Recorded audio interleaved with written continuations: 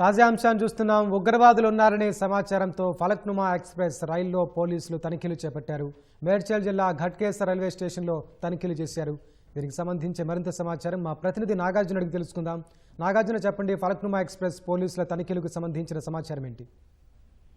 ఉగ్రవాదులు ఉన్నారనే సమాచారంతో ఈ మేడ్చల్ జిల్లా గట్కేసర్ రైల్వే స్టేషన్ లో ఫలక్నామా ఎక్స్ప్రెస్ ని నిలిపించారు. దాదాపు 2 గంటల నుంచి ఆ రైల్వే స్టేషన్ లోనే ట్రైన్ ఆపి ప్రస్తుతం సోదాలు కొనసాగిస్తున్నారు. అయితే వెంటనే ఈ సమాచారం అందుకున్న వెంటనే అక్కడ చర్లపల్లి జీఆర్పీ స్టేషన్ దగ్గర నుంచి దాంతో పాటుగా రైల్వే ప్రొటెక్షన్ ఫోర్సు, తర్వాత స్థానిక పోలీసులు కూడా బృందాలుగా ఏర్పడి సోదాలు చేస్తారు. స్థానిక పోలీసులు స్టేషన్ బయట పహారా కాస్తుంటే జీఆర్పీ అండ్ ఆర్పీఎఫ్ పోలీసులు ట్రైన్ లోపల సోదాలు చేస్తున్నారు. ఈ ఉగ్రవాదులు ఉన్నారు, ఆ ట్రైన్ లో వస్తున్నారు, సికింద్రాబాద్ వైపు వస్తుందనే సమాచారం రావడంతో వెంటనే బృందాలుగా ఏర్పడి ఈ సోదాలు చేస్తున్నారు.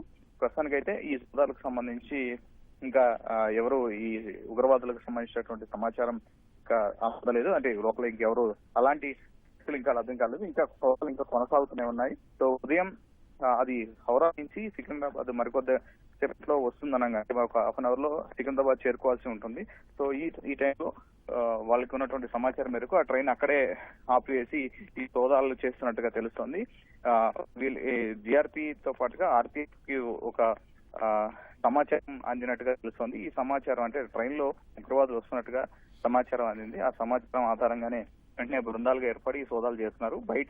స్టేషన్ బయట చుట్టుపక్కల మొత్తం స్థానిక పోలీసులతో గస్తీ ఏర్పాటు చేస్తారు. మరోవైపు జీఆర్పీ పోలీసులు కూడా స్టేషన్ పరిసరాల్లో పహరా కాస్తుంటే ఆర్పీఎఫ్ పోలీసులు ట్రైన్ లోపల మొత్తం అణువణువున తనిఖీ చేస్తున్నారు. మరొక 45 నిమిషాల పాటు ఈ సోదాలు కొనసాగే అవకాశం ఉందని తెలుస్తుంది.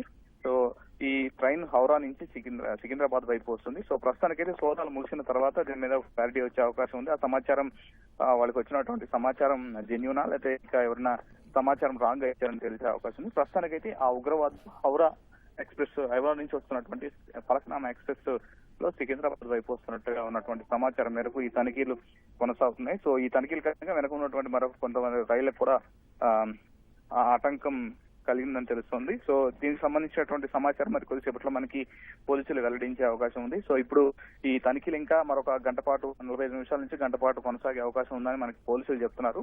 సో ఉగ్రవాదులు ఉన్నటువంటి సమాచారం మేరకే తనిఖీలు చేసినట్లుగా ఆర్పీఎఫ్ నుంచి మనకు అనుకున్నాయి. ధన్యవాదాలు నాగార్జున.